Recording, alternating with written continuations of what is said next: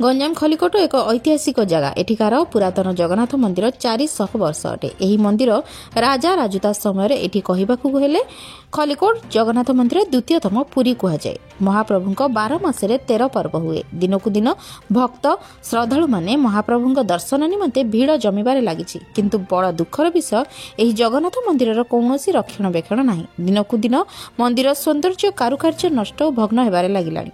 तो आज किछि भक्त और श्रद्धालु कौन कहते आसतु शुणा। प्रथम मोर जगन्नाथ जगन्नाथ चरण बिंदु कोटि कोटि प्रणाम। मुझे आम हिंजिल ब्लॉक अंतर्गत बेला गाँव श्री श्री स्वामी चंदानंद शिशु मंदिर पिला आम धरी आसु स्कूल प्रधान आचार्य दायित्व नहीं अच्छे।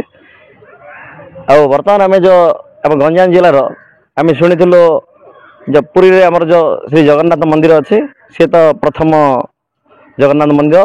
आम शुणुलु ये खलिकोटे जो आम जगन्नाथ मंदिर अच्छे ये तो आम ओडिशार द्वितीय बृहत्तम जगन्नाथ मंदिर। किंतु एठार आम जो आसी बुलिलु आम पिला धरी ये प्रशासन कलु अभिभावक धरी प्रशासन कलु यह बहुत उच्चकोटि थिला।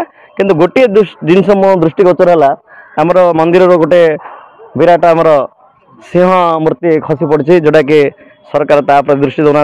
एपटे आमर मंदिर बाम पार्श्व गोटे स्नान मंडप अच्छे जोटा कि बहुत भग्न अवस्था अच्छी से प्रति मध्य सरकार आमर किसी दृष्टि निक्षेप करूना। जदि यही मंदिर एवं स्नान मंडप एवं अन्य कारुकार्य प्रति जदि सरकार दृष्टि देवे ताहले आमर यहाँ गोटे बड़ भल माने मु कह उद्देश्य कौन यहाँ भल कम होता जनसमागम होता आहरी मध्य दर्शक एठाक आसते।